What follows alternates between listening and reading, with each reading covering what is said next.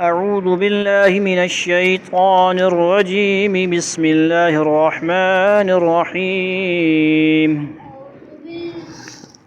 سورة الفرقان مكية وهي 77 آية وست ركوعات.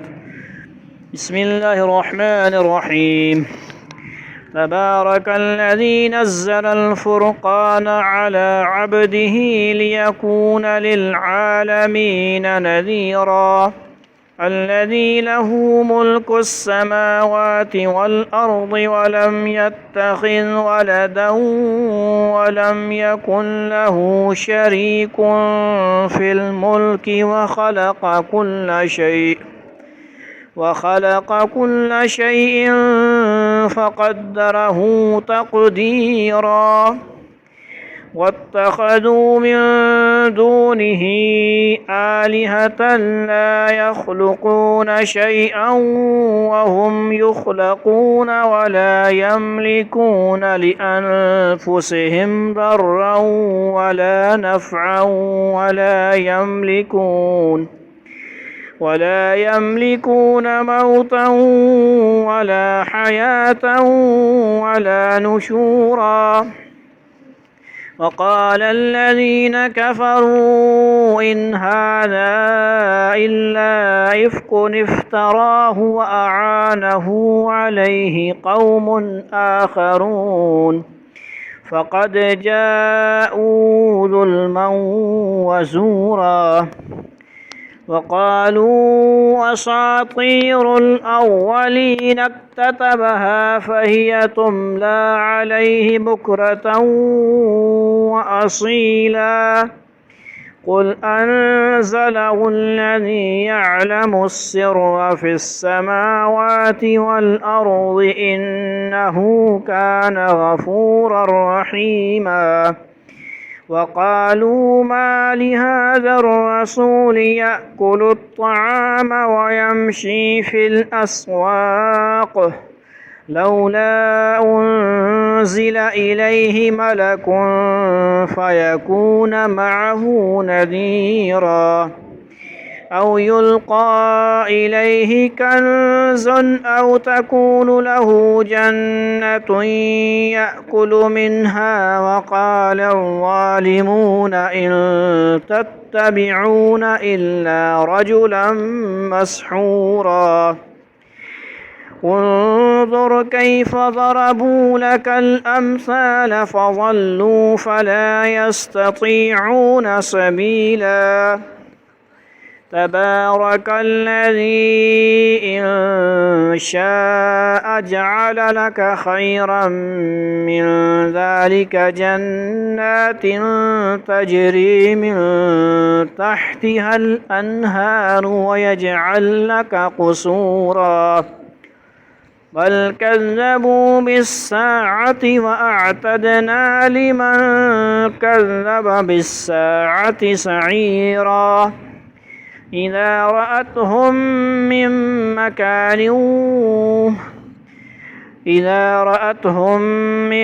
مكان بعيد سمعوا لها تغيظا وزفيرا. وإذا ألقوا منها مكانا ضيقا مقرنين دعوا هنالك ثبورا. لا تدعوا اليوم ثبورا واحدا وادعوا ثبورا كثيرا. قل أذلك خير أم جنة الخلد التي وعد المتقون كانت لهم جزاء ومصيرا. لهم فيها ما يشاءون خالدين كان على ربك وعدا مسئولا. ويوم يحشرهم وما يعبدون من دون الله فيقول أأنتم أضللتم عبادي هؤلاء أم هم ضلوا السبيل.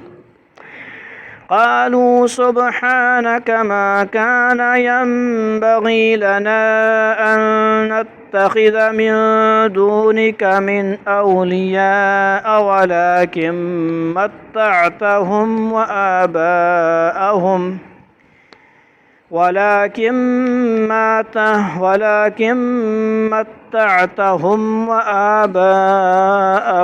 حتى نسوا الذكر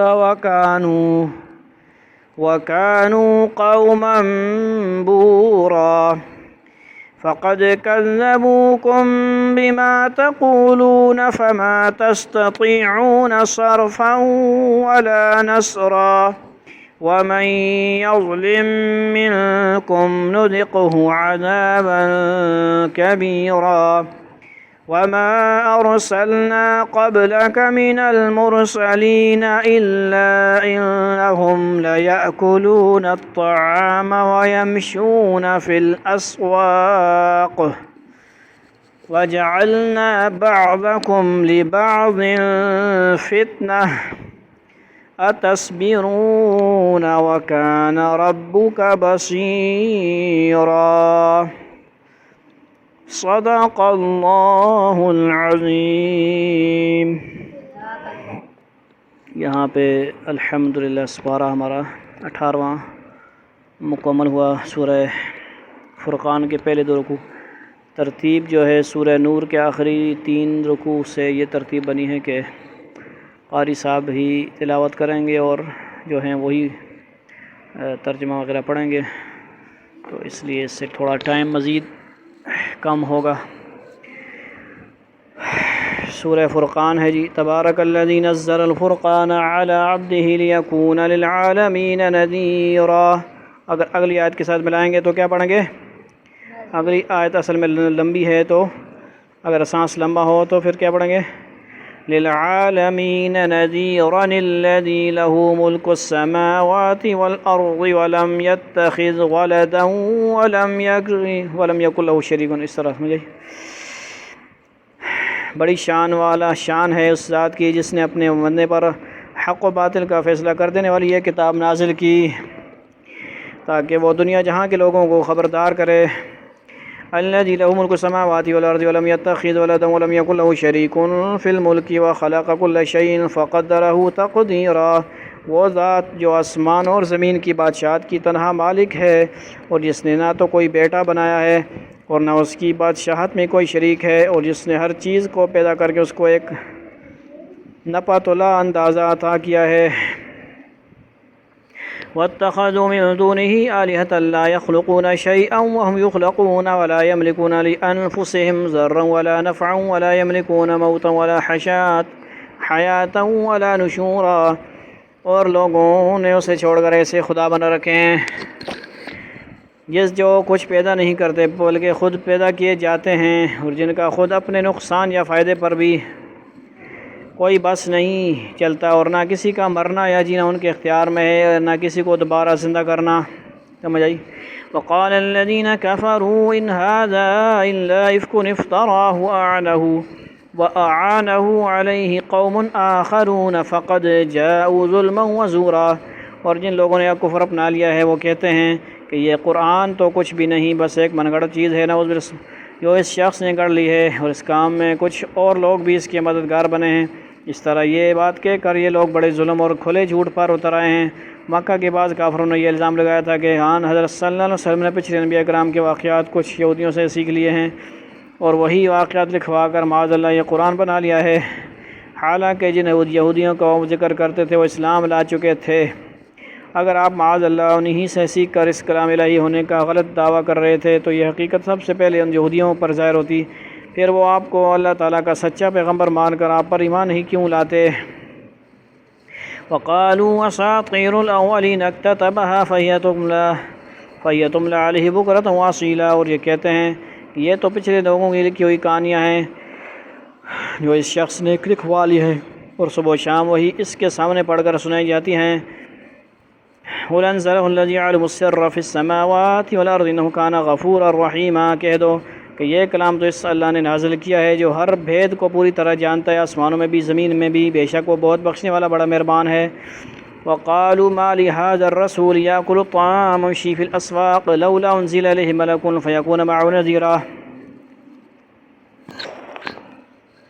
اور یہ کہتے ہیں کہ یہ کیسا رسول ہے جو کھانا بھی کھاتا ہے اور اس بازاروں میں بھی چلتا پھرتا ہے، اس کے پاس کوئی فرشتہ کیوں نہیں بھیجا گیا جو اس کے ساتھ رہ کر لوگوں کو ڈراتا؟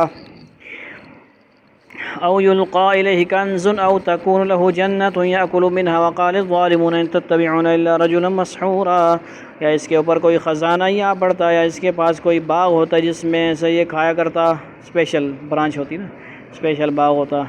اور یہ ظالم مسلمانوں سے کہتے ہیں کہ تم جس کے بیچ چل رہے ہو وہ اور کچھ نہیں، بس ایک شخص ہے جس پر جادو ہو گیا۔ استغفر اللہ، یہ کفر کی باتیں ہیں، ٹھیک ہے؟ اگر کسی نے ایسے کہا نا تو بس خطرہ ہے۔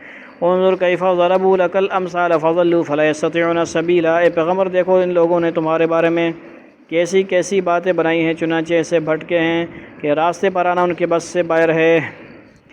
تبارک الذی ان شاء جعل لك خیرا من ذلك جنات تجری من تحتها الانہار ويجعل لك قصورا۔ یہاں تبارک الذی پہ کیا ہے؟ مد ہے، الذی پہ، باقی جگہ پہ مد نہیں ہے۔ بڑی شان ہے اس اللہ کی جو اگر چاہے تو تمہیں ان سب سے کہیں بہتر چیز ایک باغ کے بجائے بہت سے باغات دے دے جن کے نیچے نہریں بہتی ہوں، اور تمہیں بہت سے محلات کا مالک بنا دے۔ بل کذبوا بالساعۃ واعتدنا لمن کذب بالساعۃ سعیرا، اصل حقیقت یہ ہے کہ ان لوگوں نے قیامت کی گھڑی کو جھٹلایا ہوا ہے، اور جو کوئی قیامت کی گھڑی کو جھٹلائے اس کے لیے ہم نے بھڑکتی ہوئی آگ تیار کر رکھی ہے۔ یعنی یہ لوگ جو باتیں بنا رہے ہیں ان کی اصل وجہ یہ نہیں ہے کہ یہ حق کے طلبگار ہیں اور ان کے شبہات دور ہو جائیں تو یہ ایمان لے آئیں، بلکہ اصل وجہ ان کی بے فکری ہے، چونکہ ان کو قیامت اور آخرت پر ایمان نہیں ہے، اس لیے ان کو بیہودہ اعتراضات کرتے ہوئے کوئی خوف نہیں ہوتا کہ آخرت میں ان پر سزا بھی مل سکتی ہے۔ اذا رأتهم من مکان بعید سمعوا لها تغیظا وزفیرا، جب وہ ان کو دور سے دیکھے گی تو یہ لوگ اس کے بپھرنے اور پھٹکارنے کی آواز سنیں گے۔ سمجھ آئیے؟ دوزخ کو دور سے نظر آئے گی نا، چلا رہی ہوگی، شور ڈال رہی ہوگی، زنجیروں میں جکڑا ہوگا اسے۔ 70 ذراعا وَإِذَا أُلْقُوا مِنْهَا مَقَانًا ضَيِّقًا مُقَرَّنِينَ دَعَوْا هُنَالِكَ ثُبُورًا، اور جب ان کو اچھی طرح باندھ کر اس کی ایک تنگ جگہ میں پھینکا جائے گا تو وہاں یہ موت کی آواز دے کر پکاریں گے۔ لَا تَدْعُوا الْيَوْمَ ثُبُورًا وَاحِدًا وَادْعُوا ثُبُورًا كَثِيرًا، اس وقت ان سے کہا جائے گا کہ آج تم موت کو صرف ایک بار نہ پکارو بلکہ بار بار موت کو پکارتے ہی رہو۔ یہ ترجمہ مشہور مفسر ابو سعود رضی اللہ عنہ کی تفسیر پر مبنی ہے، جسے علامہ علوسی نے بھی نقل فرمایا ہے۔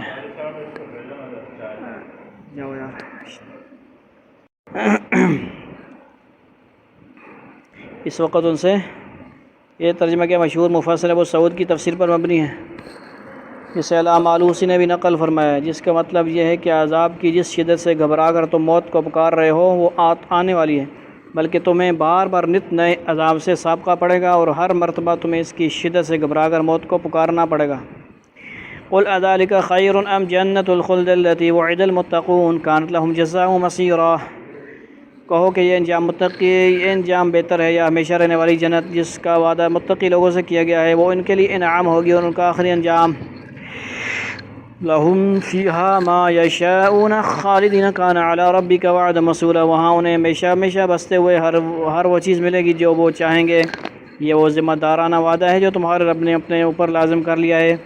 وَيَوْمَ يَحْشُرُهُمْ وَمَا يَعْبُدُونَ مِن دُونِ اللَّهِ فَيَقُولُ أَأَنْتُمْ أَضْلَلْتُمْ عِبَادِي هَؤُلَاءِ أَمْ هُمْ ضَلُّوا السَّبِيلَ، اور وہ دن انہیں یاد دلاؤ جب وہ اللہ ان کافروں کو بھی حشر میں جمع کرے گا اور ان معبودوں کو بھی جن کی یہ خدا کو چھوڑ کر عبادت کرتے تھے، اور ان کے معبودوں سے کہے گا کہ کیا تم نے میرے ان بندوں کو بہکایا تھا یا یہ راستے سے خود بھٹکے تھے۔ قالوا سبحانك ما كان ينبغي لنا أن نتخذ من دونك من أولياء ولكن متعتهم وآباءهم حتى نسوا الذكر وكانوا قوما بورا، وہ کہیں گے کہ آپ کی ذات ہر عیب سے پاک ہے، ہماری مجال نہیں تھی کہ ہم آپ کو چھوڑ کر دوسرے رکھوالوں کے قائل ہوں، لیکن ہوا یہ کہ آپ نے ان کو اور ان کے ماں باپ دادوں کو دنیا کا ساز و سامان دیا، یہاں تک کہ جو بات یاد رکھنی تھی یہ اسے بھلا بیٹھے، اور اس طرح یہ خود برباد ہو کر رہے جن معبودوں کو انہیں خدائی کا درجہ دے رکھا تھا۔ سمجھ آئی نے؟ ماتا شاتا ختم آتا، ان میں سے کچھ تو فرشتے تھے یعنی یہ خدا کی بیٹیاں کہتے تھے اصطفى البنات علی البنین، یہ بعض لوگوں نے کچھ انبیاء یا بزرگوں کو خدا بنا رکھا تھا ان کی طرف سے، تو یہ جواب ظاہر ہی ہے۔ لیکن جو لوگ بتوں کو پوچھتے تھے ان کے بارے میں یہ سوال ہو سکتا ہے کہ وہ تو پتھر تھے اور ان میں بولنے کی صلاحیت کہاں تھی؟ اس کا جواب یہ ہے کہ صرف ان مشرکین کا ذکر ہے جو انسانوں یا فرشتوں کو خدا بنائے بیٹھے تھے اور ان کی علامت کے طور پر بتوں کو پوچھتے تھے، اور یہ بھی ممکن ہے کہ اس موقع پر اللہ تعالیٰ ان پتھروں میں بھی بولنے کی صلاحیت پیدا فرما دیں۔ فقد كذبوكم بما تقولون فما تستطيعون صرفا ولا نصرا ومن يظلم منكم نذقه عذابا كبيرا۔ لو اے کافرو، انہوں نے تو تمہاری وہ ساری باتیں جھٹلا دیں جو تم کہا کرتے ہو، اب نہ عذاب کو ٹالنا تمہارے بس میں ہے نہ کوئی مدد حاصل کرنا، اور تم میں سے جو کوئی ظلم کا مرتکب ہے ہم اسے بڑے بھاری عذاب کا مزہ چکھائیں گے۔ وما ارسلنا قبلك من المرسلين الا انهم ليأكلون الطعام ويمشون في الاسواق وجعلنا بعضكم لبعض فتنة اتصبرون وكان ربك بصيرا۔ اور اے پیغمبر، ہم نے تم سے پہلے جتنے پیغمبر بھیجے وہ سب ایسے تھے کہ کھانا بھی کھاتے تھے اور بازاروں میں بھی چلتے پھرتے تھے، اور ہم نے تم لوگوں کو ایک دوسرے کی آزمائش کا ذریعہ بنایا ہے، بتاؤ کیا صبر کرو گے؟ اور تمہارا پروردگار ہر بات دیکھ رہا ہے۔ کفار کے اعتراضات کا جواب دینے کے بعد درمیان میں حضرت تعالیٰ مسلمانوں سے خطاب فرما رہے ہیں کہ تمہارے مخالفین تم پر طرح طرح کے اعتراضات کر کے تم میں جو تکلیفیں دے رہے ہیں وہ اس لیے کہ ہم نے تمہیں ان کی آزمائش کا ذریعہ بنایا ہے کہ حق واضح ہو جانے کے باوجود سے مانتے ہیں یا نہیں، اور انہیں تمہاری آزمائش کا ذریعہ بنایا ہے کہ تم ان کی پہنچائی ہوئی تکلیفوں پر صبر کرتے ہو یا نہیں، کیونکہ تمہارے صبر ہی سے یہ ظاہر ہوگا کہ تم نے حق کو سچے دل سے قبول کیا ہے۔ یہاں پہ سپارہ ہمارا ہو گیا، ٹھیک ہے جی، 18واں سپارہ ہو گیا، سورہ شروع کی۔ اللہ تعالی ہمیں سمجھ کی عمل کی توفیق نصیب فرمائے۔ وآخر دعوانا ان الحمد للہ رب العالمین، والسلام علیکم ورحمۃ اللہ۔